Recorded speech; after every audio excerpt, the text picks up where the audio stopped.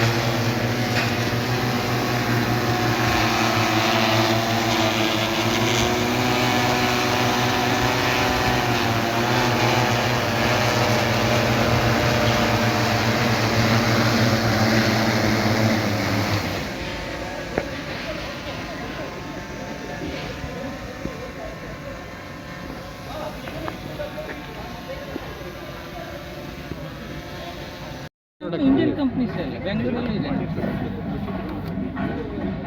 ಮೊದಲೆಲ್ಲ parts import ಮಾಡಿಕೊಂಡು ಇಲ್ಲಿ ಇದು ಮಾಡ್ತಿದ್ರು, ಜೋಡಿಸ್ಬಿಟ್ಟು ಸೇಲ್ ಮಾಡ್ತಿದ್ರು. ಈಗೆಲ್ಲ Indian production, made in India. ಇದು ಅಯೋಟೆಕ್ ಅಂತ ಫಸ್ಟ್ ಕಂಪ್ನಿ ಇಂಡಿಯಾದಲ್ಲಿ.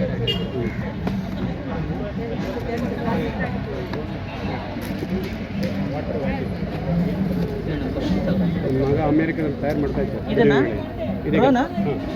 ಇದೇ ಕೆಲಸ ಮಾಡಿ. ಯಾವ ಡ್ರೋನ್ ಅವ್ರದ್ದು? Computer science Boston.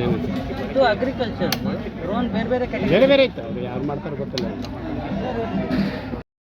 ಮಾಡಿದರೆ ರೈತರಿಗೆ ಅತಿ ಸುಲಭದಲ್ಲಿ ಈ ಒಂದು ಡ್ರೋನ್ ಮುಖಾಂತರ ರಾಗಿ ಅಂತ ಇದಕ್ಕೆ ಮಾತ್ರ ಇಲ್ಲ, ನೀವು ಇದಕ್ಕೂ ಸಾಗುತ್ತೆ. ಅರಕನಟ್ಟು, ತೋಟಗಾರಿಕಾ ಬೆಳೆಗೂ ಇದನ್ನ ಸಿಂಪಡಿಸ್ಬೋದು. ಬಟ್ ನಾವು ತೋಟಗಾರಿಕೆ ಬೆಳೆಯಲ್ಲಿ ಮಾಡಬೇಕಾದ್ರೆ ಈಗ ನೀರಿರ್ತಕ್ಕಂಥ ಪ್ರದೇಶಗಳಲ್ಲಿ ನಾವು ಅದನ್ನ ಎಷ್ಟರ ಮಟ್ಟಿಗೆ, ಈಗ ನಾವೇಂತ ಗಾಳಿಯ ವೇಗ, ಈಗ ಡ್ರಿಫ್ಟ್ ಏನಂದರೆ ವರ್ಟಿಕಲ್ ಸ್ಪ್ರೇ ಮಾಡೋದ್ರಿಂದ ಅದು ವಾಟರ್ ಬಾಡೀಸ್ ಅಂತ ಕಳ್ತೀವಿ. ಈಗ ಸ್ಪ್ರೇ ಮಾಡೋ ಜಾಗದಿಂದ ಮಿನಿಮಮ್ ಇಷ್ಟು ಮೀಟ್ರ್, 100 ಮೀಟ್ರ್ ಇರಬೇಕು, 50 ಮೀಟ್ರ್ ಇರಬೇಕಂತ. ಸೊ ನಮ್ಗೆ ಅಲ್ಲಿ ತೋಟಗಾರಿಕೆ ಬೆಳೆಯಲ್ಲಿ ನಮಗಿನ್ನೂ ಏನಂದರೆ ಅಲ್ಲಿ ಲೀವ್ ಸ್ಪಾಟು ಅಂಥವಕ್ಕೆಲ್ಲ ಬಳಕೆ ಮಾಡ್ಬೋದು. ಈ ಕೊಳೆ ರೋಗಕ್ಕೆಲ್ಲ ಬಳಕೆ ಮಾಡಲಿಕ್ಕೆ ಸ್ವಲ್ಪ ಕಷ್ಟ ಸಾಧ್ಯ, ಯಾಕಂದರೆ ಅದು ಹಿಂಗಾರಿಗೆ ಮತ್ತು ಕಾಯಿಗೆ ಬರೋದ್ರಿಂದ ಇದು ವರ್ಟಿಕಲ್ ಸ್ಪ್ರೇ ಮಾಡೋದ್ರಿಂದ ಅಲ್ಲಿಗೆ ರೀಚ್ ಆಗೋದಿಲ್ಲ. ಅದಕ್ಕೆ ಆದ ಆರ್ಟಿಫಿಷಿಯಲ್ ಇಂಟೆಲಿಜೆನ್ಸ್ ಡಿಸೈನ್ ಮಾಡಿ ಡ್ರೋನ್ಗಳ ಒಂದು ಮಾರ್ಪಾಡಿನ ಅವಶ್ಯಕತೆ ಇದೆ. ಅದನ್ನು ಕೂಡ ನಾವು ಆಲ್ರೆಡಿ ಈಗ ಯಾರ್ಯಾರು ಮ್ಯಾನುಫ್ಯಾಕ್ಚರಿಂಗ್ ಇದೆ ಅದನ್ನು ಕೂಡ ನಾವು ತಿಳಿಸ್ಕೊಟ್ಟಿದ್ದೇವೆ. ಸೊ ಹಾಗಾಗಿ ಇದನ್ನು ಮಾಡಲಿಕ್ಕೆ ಮುಂದಿನ ದಿವಸಗಳಲ್ಲಿ ಇದರದೊಂದು ಸಂಶೋಧನೆಯೂ ಕೂಡ ನಡೀತಾ ಇರೋದ್ರಿಂದ ನಾವು ಅದೇ ಈಗ ಭತ್ತದಲ್ಲಿ ಏನು ಮಾಡಿದ್ದೀವಿ, ಸಿಂಪಡಣೆ ಮಾಡಿದ್ದೇವೆ.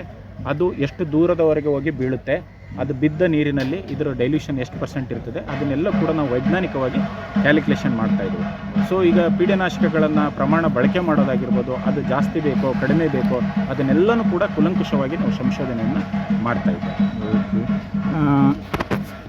ಇದೀಗ ಇದರಿಂದ ಅಂದ್ರೆ ಇದಕ್ಕೀಗ ಏನೆಲ್ಲ ಇದು ಮಾಡ್ಬೋದು ನೀವು? ಸಿಂಪಡಣೆ ಏನು ಬೇವಿನ ಎಣ್ಣೆನಾ ಹೇಗೆ? ಅಲ್ಲ ಸರ್, ಈಗ ರಾಸಾಯನಿಕ ಯಾವುದು ಈಗ ಆಲ್ರೆಡಿ DGC ಮತ್ತೆ ಲಿಕ್ವಿಡ್ ಅಥವಾ ನೀವು ಸಾಲಿಡ್ ಏನಾದರೂ? ಇಲ್ಲ ರಸಗೊಬ್ಬರ ಮಾಡಲಿಕ್ಕೆ ಮೀಡಿಯಂ ಕ್ಯಾಟಗರಿ ಡ್ರೋನ್ಸ್ಗಳಲ್ಲಿ 50 kg ಗೊಬ್ಬರ ಹಾಕಿ ಸ್ಪ್ರೆಡರ್ ಕೂಡ ಬರುತ್ತೆ, ಅದನ್ನು ಕೂಡ ಮಾಡ್ಲಿಕ್ಕೆ ಅವಕಾಶ ಇದೆ.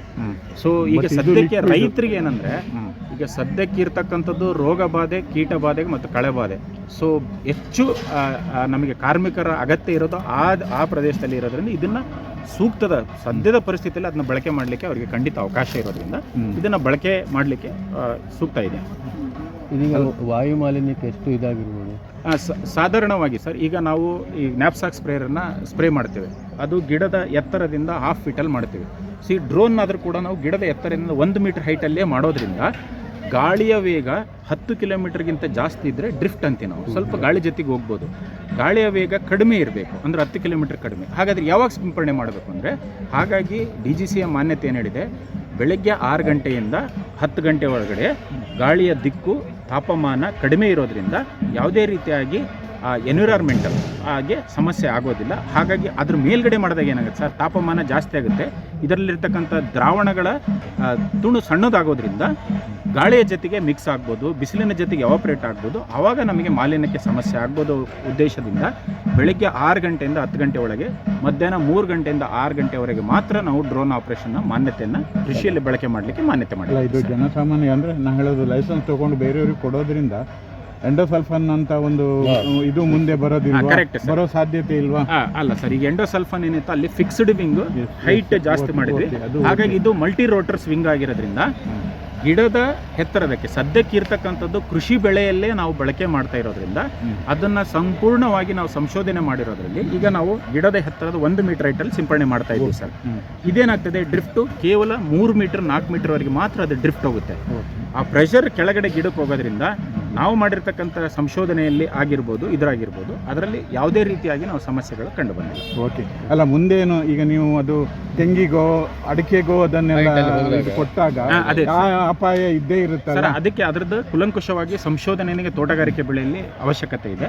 ಸೊ ಹಾಗಾಗಿ ಮುಂದಿನ ದಿವಸಗಳೆಲ್ಲ ತೋಟಗಾರಿಕೆ ಬೆಳೆಗಳ ಬಗ್ಗೆ ನಾವು ಸಂಶೋಧನೆ ಮಾಡಿದ ಮೇಲೆ ಎಷ್ಟಿರಬೇಕು, ಹೇಗಿರಬೇಕು ಅನ್ನೋ ಮಾನದಂಡಗಳನ್ನು ನಾವು ತೆಗೆದು ಬರಲಿಕ್ಕೆ ಖಂಡಿತ ಅವಕಾಶ ಇದೆ. Okay sir, thank you sir. ಮತ್ತೆ ಇದು ಸರ್, ಇದು ಪೈಲಟ್ ಆಗೋದಂದ್ರಲ್ಲ, ಅದಕ್ಕೆ ಏನು ಮಾನದಂಡ ಏನು ಸರ್? ಪೈಲಟ್ ಲೈಸೆನ್ಸ್ ತಗೋಬೇಕು ಅಂದರೆ ಯಾವುದೇ ರೈತರಾಗಿರ್ಬೋದು, ರೈತ ಮಹಿಳೆ ಆಗಿರ್ಬೋದು, ಅವರು SLC ಆಗಿದ್ರೆ ಸಾಕು. SLC ಆಗಿರಬೇಕು. ಆಮೇಲೆ ಸರ್ಕಾರದಿಂದ ನೀಡಿರ್ತಕ್ಕಂಥ ಯಾವ್ದಾರ ಒಂದು ಗುರುತು ಚೀಟಿ ಇರಬೇಕು. ಉದಾಹರಣೆಗೆ ಡ್ರೈವಿಂಗ್ ಲೈಸೆನ್ಸು, ಆಧಾರ್ ಕಾರ್ಡು ಅಥವಾ ನಿಮ್ಮದು ಎಲೆಕ್ಷನ್ ಕಾರ್ಡು, ಇವು ಕಂಪಲ್ಸರಿ ಬೇಕು. ಮುಂಚೆ ಎಲ್ಲ ನಾವು ಲೈಸೆನ್ಸ್ ತಗೋಬೇಕಾದ್ರೆ ಕಂಪಲ್ಸರಿ ಇದಕ್ಕೆ ಪಾಸ್ಪೋರ್ಟ್ ಅವಶ್ಯಕತೆ ಇತ್ತು. ಆ ಮಾನದಂಡಗಳನ್ನು ಕಳೆದ 2024ರಲ್ಲಿ ಅದನ್ನ ಸ್ವಲ್ಪ ಬದಲಾವಣೆ ಮಾಡಿ ಮಾರ್ಪಾಡು ಮಾಡಿ, ಸೊ ಈಗ ನಾವು ಯಾವ್ದಾರ ಒಂದು ಸರ್ಕಾರಿ ಇದು ಮಾಡೋದು, ಅದಕ್ಕೆ ನಿರ್ದಿಷ್ಟವಾದ ಫೀಸ್ಗಳನ್ನು ಫಿಕ್ಸ್ ಮಾಡಿರ್ತಾರೆ ಒಂದೊಂದೊಂದೊಂದು ಕಡೆ. RPTO ನಮ್ಮ ಕರ್ನಾಟಕದಲ್ಲಿ ಸುಮಾರು ಒಂದು 12-13 ರಿಮೋಟ್ ಪೈಲಟ್ ಟ್ರೈನಿಂಗ್ ಆರ್ಗನೈಸೇಷನ್ ಇದೆ.